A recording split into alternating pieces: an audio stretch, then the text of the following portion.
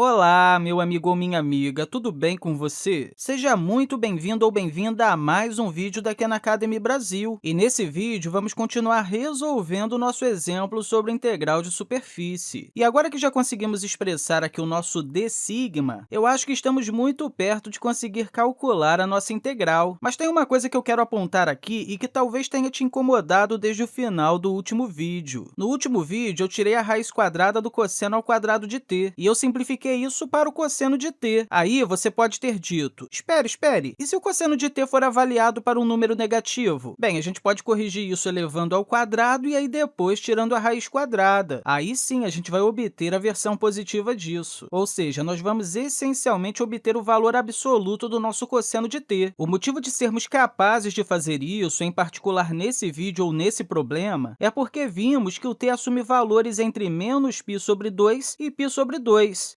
Então, o cosseno de qualquer coisa que seja no primeiro ou no quarto quadrante, isso é bem aqui, será sempre positivo para os nossos propósitos, por causa dessa integral de superfície. O cosseno de t vai ser sempre positivo, então, nesse caso, não temos que escrever o valor absoluto do cosseno de t, podemos apenas escrever o cosseno de t. Eu espero que isso te deixe satisfeito ou satisfeita, porque isso aqui foi baseado em como parametrizamos o t. Agora, com isso fora do caminho, vamos avaliar essa integral aqui. E apenas para nos lembrar, a nossa integral original era essa integral de superfície de x ao quadrado d sigma. A gente já sabe o que d sigma é. Agora, só temos que escrever x ao quadrado em termos dos parâmetros. Bem, sabemos qual é a parametrização de x. O x, em termos dos parâmetros, está bem aqui. De acordo com essa parametrização, x é igual ao cosseno de t vezes o cosseno de s. X de st é igual a cosseno de t vezes o seno de t. E nós estamos calculando a integral disso ao quadrado. Então, vamos pensar um pouco sobre isso. Vamos apenas fazer essa parte aqui por enquanto. Se elevarmos x ao quadrado, vamos obter cosseno ao quadrado de t vezes o cosseno ao quadrado de s. Ok, aí, ao colocar esse x ao quadrado, que é isso, teremos o d sigma, que é isso aqui que eu já encontrei no vídeo anterior. D sigma é a mesma coisa que o cosseno de t ds dt. Agora que temos isso em termos de parâmetros, isso se torna uma integral dupla com relação a esses dois parâmetros. Percebemos que os limites de integração são bem diretos em relação a s e em relação a t. S assume todos os valores entre 0 e 2π, e t assume todos os valores entre menos π sobre 2 e π sobre 2. Então, de acordo com a forma que eu escrevi aqui, vamos integrar com respeito a s primeiro. S vai de 0 a 2π. Vamos deixar bem claro aqui que isso é s. Aí, eu vou colocar aqui que t vai de menos π sobre 2 até π sobre 2. Vamos ver se podemos simplificar isso um pouco. Eu vou colocar aqui que isso vai ser igual à integral dupla sobre a mesma região, ou seja, sobre a área. Bem, temos esse cosseno ao quadrado de t, e temos também esse outro cosseno de t aqui. Sendo assim, podemos simplificar isso colocando o cosseno ao cubo de t vezes o cosseno ao quadrado de s, e, em seguida, ds dt.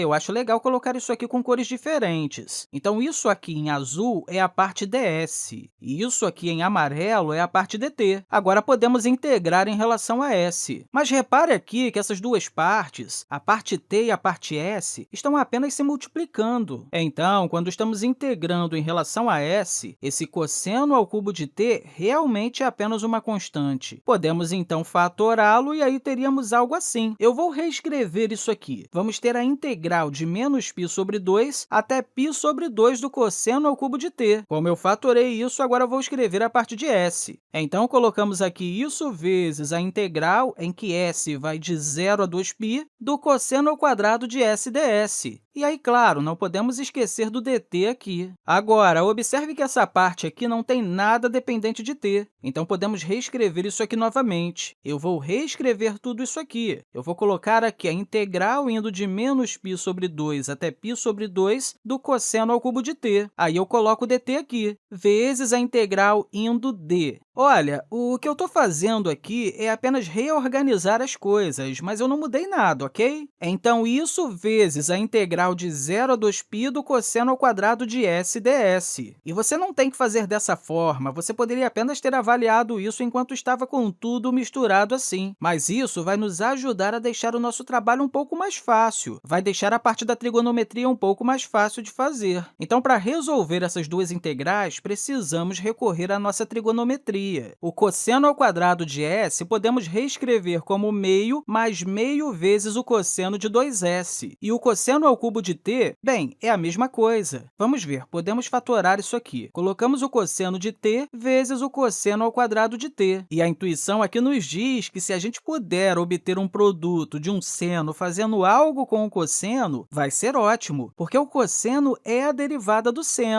E aí, a gente vai conseguir fazer uma espécie de substituição em u. Você vê uma função e sua derivada, em que você pode apenas tratá-los como se fosse uma única variável. Enfim, a gente está tentando transformar isso aqui para fazer isso chegar no que a gente quer. O cosseno ao quadrado de t pode ser reescrito como 1 menos o seno ao quadrado de t. Então, temos aqui o cosseno de t vezes 1 menos o seno ao quadrado de t. Aí, podemos reescrever isso aqui da seguinte forma: o cosseno de t menos o cosseno de t vezes o seno ao quadrado de t. É agora que você deve estar pensando o seguinte: ei, isso aqui em cima parece ser mais simples do que isso aqui embaixo. Porém, é mais fácil calcular a antiderivada do cosseno de t aqui embaixo, porque a gente tem o seno de t aqui. Assim, conseguimos fazer uma substituição por u, algo que você consegue fazer até mesmo de cabeça. Mas vamos reescrever isso aqui para isso não ficar muito confuso. Assim, temos a integral de menos π sobre 2 a π sobre 2 do cosseno de t menos o cosseno de t vezes o seno ao quadrado de t dt. E isso vezes a integral de 0 a 2π de meio mais meio vezes o cosseno de 2s ds.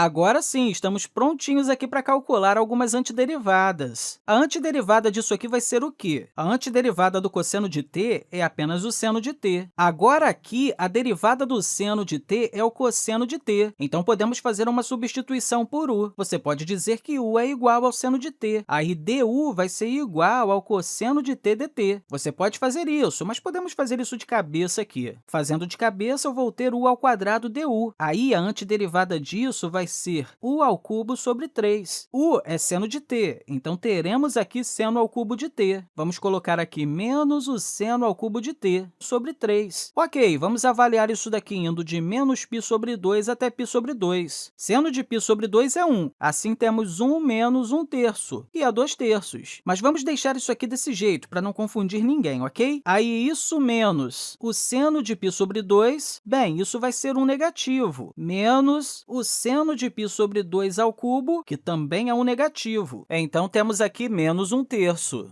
Agora, podemos realizar esse cálculo. Temos aqui 1 menos 1 terço, que é 2 terços. Aí, olha essa parte aqui. Temos menos 1 mais 1 terço, que é menos 2 terços. Mas, como temos um sinal negativo na frente, teremos 2 terços positivo. Assim, temos 2 terços mais 2 terços, que é igual a 4 terços. Agora, podemos fazer essa outra parte aqui. A antiderivada de meio é apenas meio vezes t. E a antiderivada do cosseno de 2s é o quê? Idealmente, você faria ter um 2 aqui na frente. Então, deixa eu escrever isso aqui de uma forma mais clara. Se eu fosse calcular a antiderivada do cosseno de 2s, idealmente, a gente ia querer ter um 2 aqui. Bem, na verdade, podemos fazer isso aqui. Podemos colocar um 2 aqui na frente. Mas, para colocar esse 2 aqui, a gente também precisa colocar um meio aqui, para que a gente não altere o valor disso. Ah, você precisa também ter um ds aqui. Bem, a antiderivada do cosseno de s é apenas o seno de s. Assim, temos que a antiderivada disso vai ser apenas meio vezes o seno de 2s. Claro, teríamos isso mais uma constante se você estivesse calculando a integral indefinida. Mas estamos calculando uma integral definida, então não se preocupe com a constante. Assim, a antiderivada do cosseno de 2s é meio vezes o seno de 2s. Mas como temos esse meio aqui, meio vezes meio